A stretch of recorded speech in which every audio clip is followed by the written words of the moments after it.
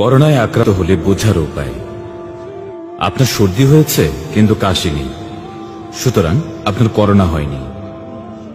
আপনার সর্দি হয়েছে, কাশিও হয়েছে, কিন্তু শুকনো কফ হয়নি, আপনার করোনা হয়নি। আপনার সর্দি হয়েছে, কাশিও হয়েছে, শুকনো কফও হয়েছে, কিন্তু আপনার জ্বর হয়নি, সুতরাং আপনি করোনায় আক্রান্ত হননি।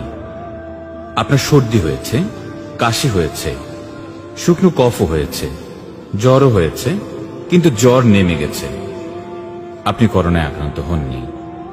আপনার সর্দি হয়েছে, কাশি হয়েছে, শুকনো কফ হয়েছে, জ্বরও হয়েছে, কিন্তু জ্বর নামেনি এবং শ্বাসকষ্টও হয়নি, সুতরাং আপনি করোনায় আক্রান্ত হননি। আপনার সর্দি হয়েছে, কাশি হয়েছে, শুকনো কফ হয়েছে, জ্বর হয়েছে এবং জ্বর নামেনি, শ্বাসকষ্ট হয়েছে, শরীরও ব্যথা করছে, তার মানে আপনি করোনায় আক্রান্ত হতে পারেন। তাহলে আর বিলম্ব না করে অতি সত্বর যোগাযোগ করুন করোনার জন্য সরকার নির্ধারিত হাসপাতাল বা হটলাইনে কল করুন। আতঙ্কিত না হয়ে জ্বর, ঠান্ডা, কাশির ঔষধ খান। দয়া করে অপ্রয়োজনে হটলাইন নাম্বারগুলোতে কল দিয়ে বিজি রেখে জরুরি সেবায় ব্যাঘাত ঘটাবেন না।